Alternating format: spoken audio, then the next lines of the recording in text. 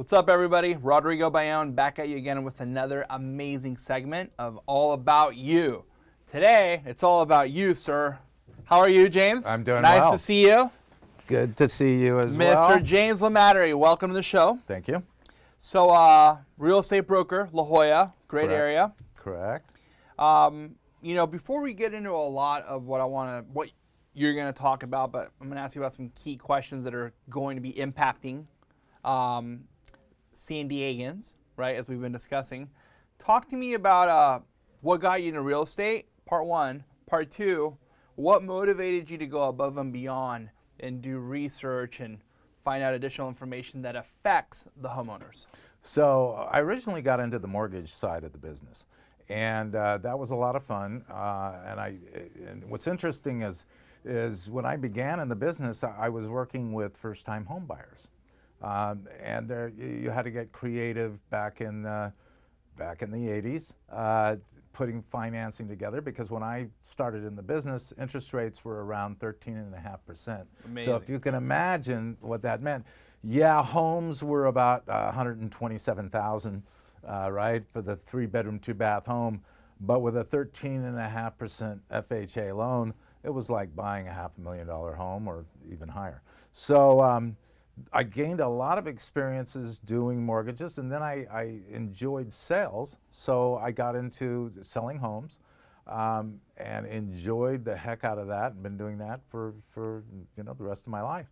Now what I'm doing is kind of giving, in a way, giving back to the community. I'm working with housing bills that we're facing here in San Diego that are going to be critical to every homeowner. So one, for example, is SB 330. SB is the acronym for Senate bill. And SB 330 is a state-sponsored bill that would essentially take away local control of housing decisions. So in San Diego, we have what are called community planning groups. Those are made up of everyday San Diegans. So those are volunteers, people who live in each community, and they put the first input into the master plan of their area. So you get the people who live in the area getting to decide what's built in the area in terms of, you have a commercial area, you have a retail area, you have, where you want your homes, etc. So the state has, in the last 2 years, come out with, in particular, Senator Wiener of San Francisco has authored a couple bills in the Senate, our California State Senate, that would rearrange the zoning and the process. And the very heart of these bills, SB 330 and SB 50, are to take away local control. So if these bills were enacted, local San Diegans would no longer have a say in how their communities are planned.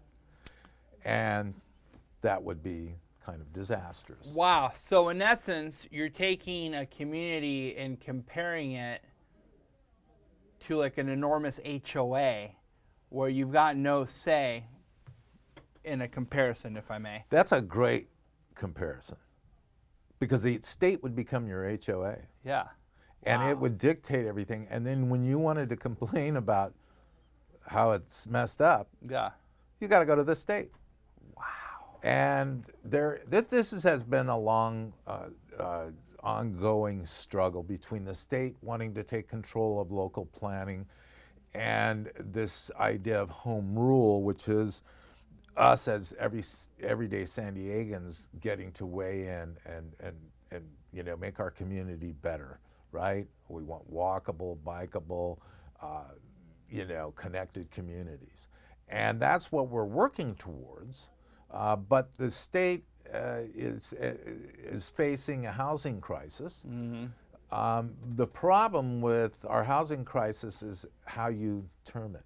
Is it a crisis of not having enough housing, or is it a crisis of not having enough affordable housing? And as a real estate broker in the real estate industry, we understand that it is a housing crisis in terms of affordability. Right. So as a result, what most of us are selling nowadays are the upper end, the luxury market, because we don't have that middle market housing stock that we need. Our population is increasing. We need housing. But we need to figure out how to build it on our own. So for example, if some of these state bills were enacted, the SB 330 would have allowed the removal of the 30-foot height overlay along our coast. So La Jolla, Coronado, Ocean Beach, that 30-foot height limit would have been lifted, and we would have had buildings like I'm looking at behind me Right. along the coast. Obstructing the views of everyone else. Exactly. Not mattering. That's right. So that would have been big corporate entities. Wow. So we're talking about Wall Street money coming in and building a Miami Beach along our coast. You just nailed it. I was there last week, but you just nailed it. There you Miami go. Beach. And do we want that? Well, most San Diegans that I've spoken to have said, no, no, no, no, no, no, no, no. We want access to the beach. And in particular, the San Diegans who have paid for views. So we know in real estate how much value view brings to property. It's Absolutely. enormous, right? Yeah. And it becomes more and more important as we become more and more populated, because you know, one of the ways you don't feel clustered with a home is when you can look out the windows and have not a big tall building there, but a beautiful, you know, ocean.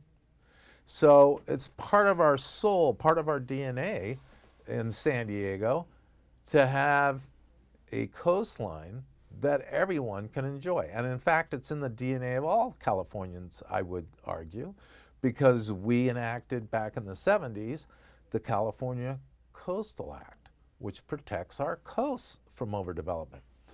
So some of the bills that are coming down the pike are from senators that live in the Bay Area that are under incredible housing crisis as well, much more severe than ours. And they're just not a fit for San Diego. So what works in Sacramento doesn't work in San Diego. And so San Diegans need to become engaged with the process. And aware. Aware of these bills. Yeah. And one of the things that you can do, you can go to, I have a website, it's raisetheballoon.com. That comes from the efforts of a community that raised the balloon up to the 60-foot height limit that the city wanted to go to, from 30 to 60 feet. We marched it down Marina Boulevard so that all the homeowners could see how high these Miami-type buildings would go to. But on the website, we have electronic petitions that people can sign, so you can read the bills, understand the information. But it's imperative that every homeowner in San Diego becomes aware of this state legislation and aware of what our current mayor is attempting to do as well. Many people don't know, but the mayor and the city council in March of this year just removed all of the parking regulations, requirements for parking spaces in new projects that are built around transit hubs. So when big tall buildings go around a trolley station or even a bus station, the developer doesn't have to provide any parking space. Wow. And we all have experienced this. I'm sure that most people have the experience I have. I don't like going downtown San Diego because it's always a hassle parking wise. So I either use Uber or Lyft or, Yeah. you know, my neighbor. Yeah. Or the train. Or the train whatever or the, gets you yeah. there. So until we have a connected transit system in San Diego that can withstand the type of development that these state bills would allow, we can't allow it to happen until we have a transit system to support the people. So if you have all this, what these bills really are after is making tall, dense housing around transit centers. It makes sense on paper to build up and not out because we've built out all the way to the foothills, right? So we've built our suburbs as far as we can go. We can't go any further. We need our farmlands to produce our food. So now we have to build up. So the theory is build up, and what's happening is in the city of San Diego, the mayor is trying to move too fast with this legislation and with his own policy, and he wants to allow tall, dense housing around these transit areas, but the transit system isn't in place. So you're going to have people clustered with nowhere to go and no parking space. So that means people are going to be parking in your neighborhoods. It becomes a nightmare when the planning isn't done right. So you cannot pull San Diegans out of the process. So you have to have public participation. You cannot allow the state to dictate how we're going to live. It's got to be a local process. And each San Diegan is going to have to spend a little time and read some of the state legislation that's coming in order for them to be able to react and to take the steps necessary. Wow, that's incredible.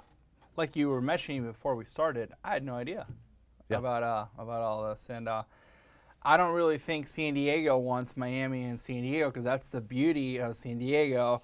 That's why we pay this expensive property tax. That's why we pay this expensive land value to get a mediocre home that we're gonna have to put money and rebuild just to get that view. Yeah. Wow, that's incredible. James, please tell the audience where they can get a hold of you. You know, if they want to reach out to you, a consumer, anybody that just wants more information. So the very first thing you can do is just go right to jameslamattery.com. That will take you right into my business website. On the homepage of my business website, you'll see a little branding of Raise the Balloon.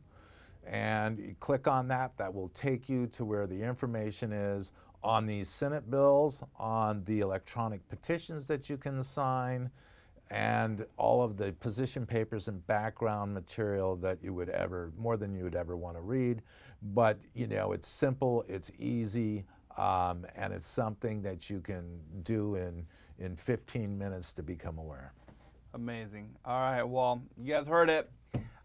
You guys got to be aware of everything going on. And James, we appreciate you being with us. Thank you so much, all right, sir. Thank you, Rodrigo. Thank you. See you guys. Bye-bye.